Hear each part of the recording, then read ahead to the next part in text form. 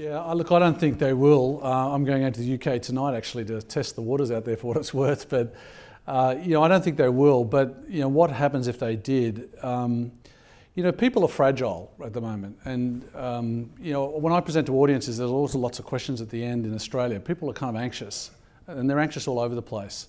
And so signs of anxiety makes people more anxious. Someone said before about the panel being negative. I'm actually reasonably optimistic we'll navigate through this, but I do think you need diversification for the benefits of getting through these dangers. But if people were to leave the Brexit, it raises a lot of questions about commitment to broader community issues.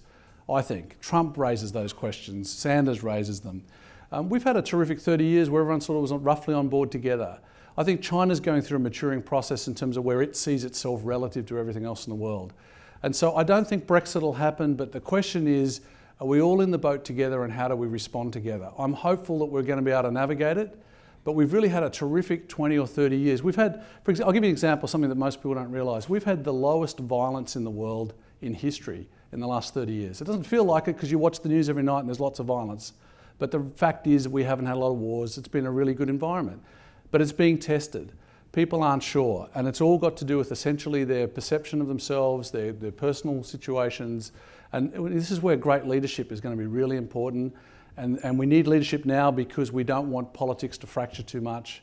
And this will be the test. But the Brexit, I don't think it'll happen, but it is symptomatic of the breaking away. And if it did happen, we could get ricochet effects all over the place. There'll be certainly lots of volatility. Nick, you got a view on Brexit? That was very deep. It was.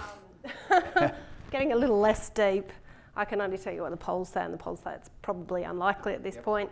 Does it matter? No, it doesn't matter. It'll matter a little bit for Britain, but for global economies, no, it doesn't matter. Focus on something that matters, and that doesn't matter.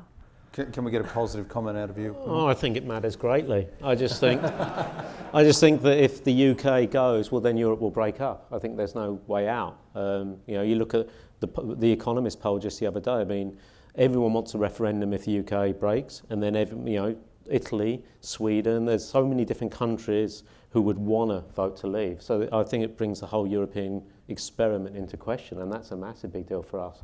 I mean, personally, I think they should go. I don't want the EU telling me how wonky my banana should be. Yeah.